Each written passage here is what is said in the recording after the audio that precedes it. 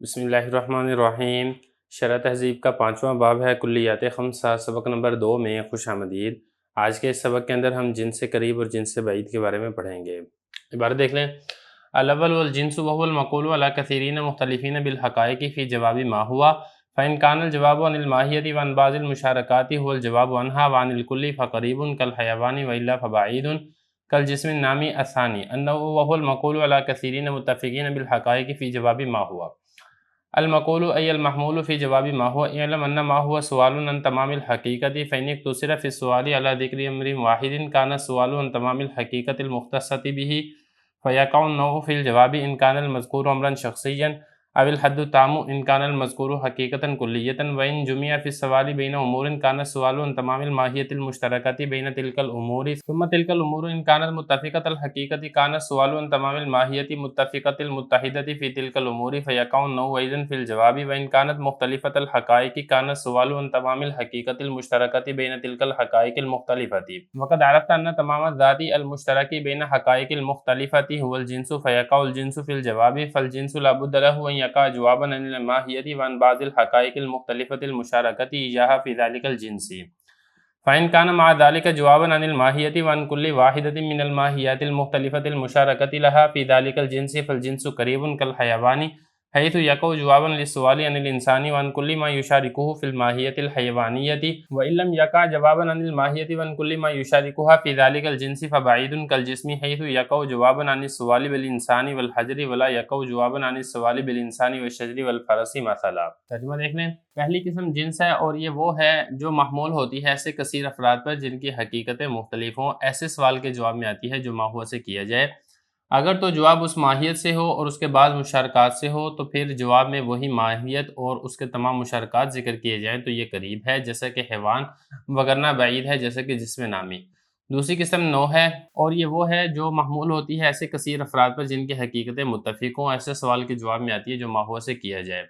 المقول یعنی محمول، ما ہوا کے جواب میں آپ جان لیجئے کہ بے شک ما ہوا اس سے تمام حقیقت کے بارے میں سوال کیا جاتا ہے۔ اگر تو سوال میں ایک ہی امر واحد پر اکتفا کیا جائے تو سوال اس ماہیت مختصہ کے مکمل کے بارے میں ہوگا، لہذا نو واقع ہوگی جواب میں۔ اگر تو مذکور امر شخصی ہے یا حد تام واقع ہوگی جواب میں اگر مذکور حقیقت کلیہ ہے۔ اور اگر سوال میں مختلف امور کو جمع کیا جائے اور سوال ان امور کی ماہیت مشترکہ کے مکمل کے بارے میں کیا جائے تو پھر وہ امور اگر تو ان کی حقیقت متفق ہو تو سوال اس مکمل ماہیت کے بارے میں کیا جائے گا جن کی حقیقت متفق ہیں ان تمام امور میں، لہٰذا یہاں پر بھی نو واقع ہوگی جواب میں۔ اور اگر ان افراد کی حقیقتیں مختلف ہوں تو سوال ان حقائق مختلفہ کی حقیقت مشترکہ کے مکمل کے بارے میں کیا جائے گا۔ اور آپ پہچان چکے ہیں کہ ذاتی مشترک حقیقت مختلفہ کے درمیان اس کا مکمل وہ جنس ہوتا ہے، لہذا جنس واقع ہوتی ہے جواب میں،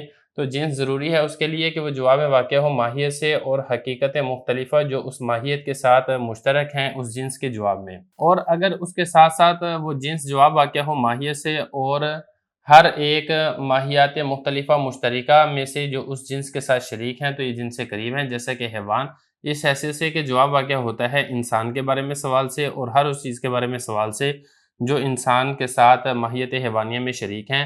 اور اگر جواب واقع نہ ہو ماہیت سے اور ہر اس چیز سے جو اس جنس کے ساتھ اس ماہیت میں شریک ہیں تو یہ بعید ہے، جیسا کہ جسم اس حیثیت سے کہ جواب واقع ہوتا ہے انسان اور حجر کے بارے میں سوال کرنے سے اور جواب نہیں بنتا ہے انسان، شجر اور فرس کے بارے میں سوال کرنے سے، مثال کے طور پر۔ عبارت ہو چکی ہے، ترجمہ ہو چکا ہے، چلتے ہیں اس کی تشریح کی طرف۔ گزشتہ سبق کے اندر ہم نے کلیات خمسہ کی دلیل پڑھ لی تھی کہ کلی 5 کے اندر ہی کیوں منحصر ہے۔ آج کے سبق کے اندر باقاعدہ کلیات خمسہ میں سے ایک ایک کی تعریف اور مثال ذکر فرما رہے ہیں۔ سب سے پہلے کلیات خمسہ میں سے جو پہلی کلی ہے جنس، اس کی تعریف کر رہے ہیں۔ تو ماتی نے جنس کی تعریف کرتے ہوئے یہ کہا کہ جنس وہ کلی ہے جو بولی جاتی ہے ایسے کثیر افراد پر جن کی حقیقتیں مختلف ہوں، ایسے سوال کے جواب میں آتی ہے جو ما ہوا کے ذریعے سے کیا جائے۔ تو اب یہاں پر یہ سمجھے کہ جنس اس کی تعریف ہو رہی ہے تو یہ ہے معرف جس کی تعریف ہو، اور جو تعریف ہوتی ہے اس کو تعریف بھی کہتے ہیں اور اس کو معرف بھی کہتے ہیں۔ معرف کا مطلب پہچان کرنے والی، مطلب تعریف۔ تو یہ جنس بنے گا معرف، اور وَهُوَ الْمَقُولُ عَلَىٰ كَثِيرٍ مُخْتَلِفِينَ بِالْحَقَائِقِ فِي جَوَابِ مَا هُوَ، یہ بنے گی اس کی تعریف۔ ہر تعریف کے اندر جنس اور فصل کی صورت کے اندر کچھ قیودات ہوتی ہیں جس کا مقصد تعریف کو جامع اور مانع بنانا ہوتا ہے۔ بالکل اسی طریقے سے اس تعریف کے اندر بھی کچھ قیودات ہیں جس سے یہ تعریف جامع اور معنی بنے گی۔ سب سے پہلے جب حضرت نے یہ کہا نا وَهُوَ الْمَقُولُ عَلَىٰ كَثِيرِينَ، جو کثیر افراد پر بولی جائے، تو یہ کلیات خمسہ کو شامل ہے۔ جنس بھی کثیر افراد پر بولی جاتی ہے، نوع بھی، فصل بھی، خاصہ بھی، عرض عام بھی۔ لیکن جب آگے یہ کہہ دیا نا مختلفین بالحقائق، وہ کثیر افراد ایسے ہوں جن کی حقیقتیں مختلف ہوں، اس سے نوع اور خاصہ یہ جنس کی تعریف سے نکل جائیں گے، کیونکہ ان کی حقیقتیں مختلف نہیں بلکہ ان کی حقیقت ایک ہوتی ہے۔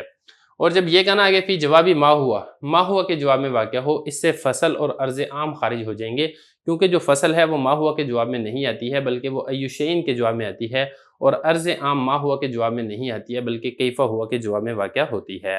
اب اسی سے متعلقہ شرح کی عبارت دیکھیں، المقول کے بعد المحمول نکالا ہے، تو بتانا یہ چاہتے ہیں کہ یہاں پر جو قول ہے یہ حمل کے معنی میں ہے۔ وجہ یہ ہے کہ قول کا صلہ جب علی آئے تو پھر وہ قول حمل کے معنی میں ہوتا ہے۔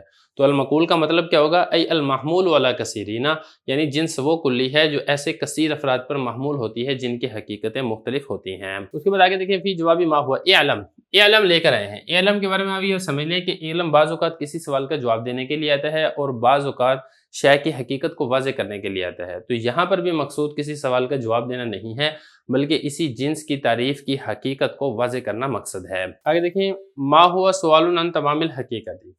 دیکھیں ما ہوا کے ذریعے سے جو سوال کیا جاتا ہے یا تو امر واحد کے بارے میں آپ سوال کریں گے یا پھر امور متعددہ کے بارے میں آپ سوال کریں گے۔ اگر تو آپ ما ہوا کے ذریعے سے امر واحد کے بارے میں سوال کر رہے ہیں تو پھر اس کی دو قسمیں ہیں، یا تو امر واحد جزئی ہوگا یا پھر امر واحد کلی ہوگا۔ اگر تو امر واحد جزئی ہے تو جواب کے اندر آپ نو لے کر آئیں گے۔ دیکھیں اس کی مثال جیسے کہ زید ما ہوا، اب ما ہوا کے ذریعے سے آپ زید کے بارے میں سوال کر رہے ہیں اور زید جزئی ہے، لہذا آپ اس کی جواب کے اندر آپ نو لے کر آئیں گے، یعنی زید وہ کیا ہے؟ وہ انسان ہے۔ یہ اسی طریقے سے آپ ما ہوا کے ذریعے سے جو آپ سوال کر رہے ہیں وہ جزئی کے بارے میں سوال نہیں کر رہے ہیں بلکہ آپ کلی کے بارے میں سوال کر رہے ہیں، تو جواب کے اندر آپ حد تام لے کر آئیں گے۔ اس کی مثال کیا ہے؟ جیسے کہ الانسان ما ہوا، اب انسان دیکھیں کلی ہے، اس کے بارے میں آپ ما ہوا کے ذریعے سے سوال کر رہے ہیں۔ امر واحد ہے، ما ہوا کے ذریعے سے سوال کیا جا رہا ہے، کلی کے بارے میں سوال کیا جا رہا ہے، تو آپ جواب کے اندر کیا لے کر آئیں گے؟ آپ حد تام لے کر آئیں گے، مکمل تعریف ذکر کریں گے، الانسان حیوان ناطقون۔ یہ اسی طریقے سے اگر ما ہوا کے بارے میں جو آپ سوال کر رہے ہیں وہ امر واحد نہیں بلکہ امور متعددہ کے بارے میں سوال کر رہے ہیں تو پھر دو قسمیں ہیں، یا تو امور متعددہ ایسے ہوں گے جو متفقۃ الحقائق ہوں گے، یعنی جن کی حقیقت ایک ہے، تو پھر اس وقت بھی آپ جواب کے اندر نو ہی ذکر کریں گے۔ مثال کے طور پہ آپ سوال کرتے ہیں زید و بکر و خالد ما ہم، زید، بکر اور خالد وہ کون ہیں؟ اب یہ دیکھیں امور متعددہ ہیں، 1 2 3، اور ما ہوا کے ذریعے سے سوال کیا جا رہا ہے، تو آپ جواب کے اندر بھی نو ذکر کریں گے۔ کیوں؟ کیونکہ یہ تمام افراد ایسے ہیں جن کی حقیقت ایک ہے۔ اور اگر امور متعددہ ایسے ہوں جن کے بارے میں ما ہوا کے ذریعے سے سوال کیا جا رہا ہے، ان کی حقیقت ایک نہیں ہے بلکہ ان کی حقیقت مختلف ہے، تو پھر اس وقت جواب کے اندر آپ جنس کو لے کر آئیں گے۔ مثال کے طور پہ الانسان والبقر والغنم ما ہم، تو اب جواب کے اندر آپ جنس لے کر آئیں گے۔ وجہ یہ ہے کہ امور متعددہ ہیں، 1 2 3، اور یہ سارے کے سارے امور ایسے ہیں جن کی حقیقتیں مختلف ہیں، تو جواب کے اندر جنس واقع ہوگی۔ اب ذرا عبارت دیکھیں، فرما رہے ہیں کہ ما ہوا کے ذریعے سے جو تمام حقیقت کے بارے میں سوال کیا جاتا ہے، اگر تو سوال کے اندر اکتفا کیا گیا ہو علی ذکر امر واحد، ایک امر کے ذکر پر، یعنی امر واحد کے بارے میں اگر سوال کیا جا رہا ہے تو سوال اس کی اس تمام حقیقت کے بارے میں ہوگا جو حقیقت اس کے ساتھ خاص ہے، تو لہذا جواب کے اندر نو واقع ہوگی۔ اگر مذکور امر شخصی ہے، یا پھر حد تام واقع ہوگی اگر مذکور حقیقت کلیہ۔ وہی میں نے آپ کو بتایا تھا کہ امر واحد کی دو قسمیں ہیں، یا تو امر شخصی کے بارے میں یعنی جزئی کے بارے میں سوال کیا جائے گا، یا پھر کلی کے بارے میں سوال کیا جائے گا۔ تو اگر جزئی کے بارے میں سوال ہے تو جواب میں نو آئے گی، اور اگر حقیقت کلیہ کے بارے میں سوال ہو، مطلب یہ کہ کلی کے بارے میں سوال ہو امر واحد کا، تو پھر جواب کے اندر کیا واقع ہوگی؟ پھر جواب کے اندر حد تام واقع ہوگی۔ اور اگر سوال کے اندر مختلف امور کو جمع کیا جائے تو پھر سوال ان امور کی ماہیت مشترکہ کے بارے میں کیا جائے گا۔ پھر وہ امور اگر تو ایسے ہیں جن کی حقیقت متفق ہے، یعنی ایک ہی حقیقت ہے، تو سوال اس ماہیت کے بارے میں ہو رہا ہے جن کی حقیقت متحد ہے، جن کی حقیقت متفق ہے ان امور کے درمیان، جیسا کہ یہ والی مثال تھی۔ تو یہاں پر بھی جواب کے اندر نو ہی واقع ہوگا، جیسے کہ زید، بکر اور خالد یہ ایسے متعدد افراد کے بارے میں سوال کیا جا رہا ہے جن کی حقیقت متفق ہے، متفقۃ الحقیقت ہیں، لہذا جواب کے اندر آپ الانسان نو ہی لے کر آئیں گے۔ اور اگر متعدد امور کے بارے میں سوال کیا جا رہا ہے، ان کی حقیقت ایک نہیں ہے بلکہ مختلفۃ الحقائق ہیں، تو سوال میں جو مختلفۃ الحقائق افراد ہیں ان کے درمیان جو حقیقت مشترکہ ہے اس کے بارے میں سوال کیا جا رہا ہے، تو آپ جواب کے اندر کیا لے کر آئیں گے؟ آپ جواب کے اندر جنس لے کر آئیں گے۔ اور آپ یہ والی بات پہچان چکے ہیں کہ مختلفۃ الحقائق افراد کے درمیان جو ایک امر مشترک ہوتا ہے وہ جنس ہوتا ہے، لہذا جنس واقع ہوگا جواب کے اندر۔ کب جواب کے اندر جنس واقع ہوگا؟ یہ اس وقت جواب میں جنس واقع ہوگا جب ایسے امور کے بارے میں سوال کیا جا رہا ہے جو مختلفۃ الحقائق ہیں۔ آگے دیکھیں، فالجنس لا بد لہ ان یقع جوابا عن الماہیۃ۔ شارح کا مقصد ایک سوال کا جواب دینا ہے۔ سوال یہاں پر یہ پیدا ہوتا ہے کہ جنس کے لیے کیا چیز ضروری ہے؟ تو شارح بتاتے ہیں کہ جنس چونکہ مختلفۃ الحقائق افراد کے درمیان مشترک ہوتی ہے، اس لیے جنس کے لیے ضروری ہے کہ جن امور مختلفۃ الحقائق کی وہ جنس ہے، اگر ان امور میں سے کسی ایک ماہیت کو لے کر اس جنس کے تحت واقع ہونے والے بعض دیگر افراد کے ساتھ ملا کر سوال کیا جائے تو جواب کے اندر وہی جنس واقع ہو، اور اگر اس ماہیت کو دیگر تمام ماہیتوں کے ساتھ ملائیں تو جواب کے اندر وہ جنس آ بھی سکتی ہے اور وہ جنس کے علاوہ کوئی اور جنس بھی آ سکتی ہے۔ مثال سے بات سمجھ میں آئے گی؟ مثال دیکھ لیں، جیسا کہ یہی ہے نا، الانسان والبقر والغنم ماہم۔ اب یہاں بھی دیکھیں، انسان کی جو حقیقت ہے، انسان کی حقیقت کیا؟ حیوان ناطق۔ اب حیوان ناطق اور بکر اور غنم، ان سب کو لے کر اگر سوال کیا جائے گا تو جواب کے اندر جنس ہی واقع ہوگی۔ یہی بتا رہے ہیں کہ جنس اس کے لیے ضروری ہے کہ وہ جواب واقع ہو ماہیت کے بارے میں سوال کرنے سے اور ایسے بعض حقیقتوں کے بارے میں سوال کرنے سے جو کہ مختلف ہیں اور اس ماہیت کے ساتھ اس جنس کے اندر شریک ہیں۔ آگے دیکھیں، فَإِنْ كَانَ الْجَوَابُ عَنِ الْمَاهِيَّةِ، یہ متن کی عبارت ہے، یہ ہم بعد میں کریں گے، پہلے اب شرح کی عبارت دیکھیں۔ فَإِنْ كَانَ مَعَ ذَلِكَ جَوَابًا عَنِ الْمَاهِيَّةِ وَعَنْ كُلِّ وَاحِدَةٍ مِنَ الْمَاهِيَّاتِ الْمُخْتَلِفَةِ الْمُشَارَكَةِ لَهَا۔ جو شارح کا مقصد ہے وہ یہ ہے کہ جنس کی جو دو قسمیں ہیں، ایک ہے جنس قریب اور دوسری ہے جنس بعید۔ جنس قریب کے لیے کیا ضروری ہے اور جنس بعید کے لیے کیا بتانا ضروری ہے؟ تو شارح بتانا یہ چاہ رہے ہیں کہ جنس قریب کے لیے یہ ضروری ہے کہ ایک جنس کے تحت جتنی ماہیتیں ہیں، جتنی حقیقتیں ہیں، ان میں سے کسی ایک ماہیت کو دوسری ماہیتوں کے ساتھ ملائیں تو جواب کے اندر وہی جنس واقع ہونی چاہیے۔ مثال کے طور پہ جیسے حیوان ہے نا، یہ ایک جنس ہے، اس کے افراد ہیں الانسان والبقر والغنم وغیرہ ذالک۔ حیوان کے تحت جتنے بھی افراد ہیں جن کی حقیقتیں مختلف ہیں، تو اگر ایک ماہیت کو اس کے باقی ماہیتوں کے ساتھ ملا کر اگر سوال کیا جائے تو جواب کے اندر وہی جنس واقع ہوگی، تو اس کو جنس قریب کہا جائے گا۔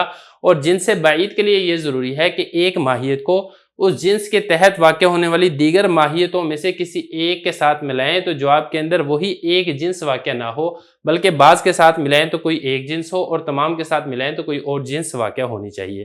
یہی مثال اس کی دیکھ لیں، جیسا کہ یہ نا، الانسان والبقر والغنم والشجر والحجر۔ اب یہ افراد ہیں جن کی حقیقتیں مختلف ہیں۔ اگر تو آپ انسان کو بکر اور غنم کے ساتھ ملاتے ہیں تو جواب کے اندر تو حیوان آئے گا، لیکن اگر آپ انسان کو شجر کے ساتھ ملاتے ہیں تو جواب کے اندر حیوان نہیں آئے گا بلکہ جسم نامی آئے گا۔ اور اگر آپ انسان کو، بکر کو، غنم کو، شجر اور حجر ان سب کو ملاتے ہیں تو جواب کے اندر کیا آئے گا؟ تو جواب کے اندر جسم مطلق آئے گا۔ تو اب ہم یہ کہیں گے کہ یہ جو جسم ہے، جسم مطلق، یہ انسان کے لیے جنس بعید ہے، جنس قریب نہیں ہے، کیونکہ اس کے تمام افراد کو ملائیں تو پھر جواب کے اندر حیوان نہیں آتا ہے۔ بعض کو ملائیں تو حیوان آتا ہے، بعض کو ملائیں تو جسم نامی آتا ہے، بعض کو ملائیں تو پھر تمام کو ملائیں تو پھر جسم مطلق آتا ہے۔ عبارت دیکھیں ذرا، فرما رہے ہیں کہ اگر اس کے ساتھ ساتھ اس ماہیت کے جواب کے اندر وہ جنس ہے اور اسی طرح وہ ماہیات جو کہ مختلف ہیں اور اس ماہیت کے ساتھ شریک ہیں اس جنس کے اندر، ان سب کو ملا کر اگر سوال کیا جائے تو پھر اگر جواب کے اندر وہی جنس ہے تو یہ جنس قریب ہے، جیسا کہ حیوان اس حیثیت سے کہ یہ جواب واقع ہوگا اگر سوال کیا جائے انسان کے بارے میں اور ہر اس چیز کے بارے میں جو ماہیت حیوانیہ کے اندر انسان کے ساتھ شریک ہے۔ جیسا کہ یہ نا، بکر ہے، غنم ہے، یہ بکر اور غنم ماہیت حیوانیہ کے اندر انسان کے ساتھ شریک ہے، اگر ان سب کو ملا کر سوال کیا جائے گا تو جواب کے اندر حیوان آئے گا۔ وَإِن لَمْ يَقَعْ، اور اگر جواب واقع نہ ہو وہ جنس ماہیت کو لے کر اور اس جنس کے اندر تمام مشارکات کو لے کر سوال کیا جائے تو پھر یہ جنس بعید ہے، جیسا کہ جسم اس حیثیت سے کہ اگر سوال کیا جائے انسان اور حجر کو لے کر تو پھر تو جواب کے اندر جسم آئے گا۔ وَلَا يَقَعْ، اور جواب اگر سوال کیا جائے انسان، شجر اور فرس کو لے کر تو جواب کے اندر جسم نہیں آئے گا، لہذا یہ جو جسم ہے یہ انسان کے لیے جنس بعید بنے گی۔ اب ذرا عبارت دیکھیں، اب متن کی بات یہ کہہ رہے ہیں فَإِنْ كَانَ الْجَوَابُ، اگر اس ماہیت کو لے کر سوال کیا جائے تو جواب کے اندر، اور اسی طریقے سے اس ماہیت کے جو بعض مشارکات ہیں اگر ان کو لے کر سوال کیا جائے تو جواب کے اندر وہی جنس آئے اس ماہیت کو لے کر بھی اور اس کے تمام مشارکات کو لے کر بھی، تو یہ جنس قریب ہے جیسا کہ حیوان، وگرنہ یہ جنس بعید ہے جیسا کہ جسم نامی۔ الثانی النوع وهو المقول علی کثیرین، یہ ہم انشاءاللہ اس اگلے سبق کے اندر کریں گے۔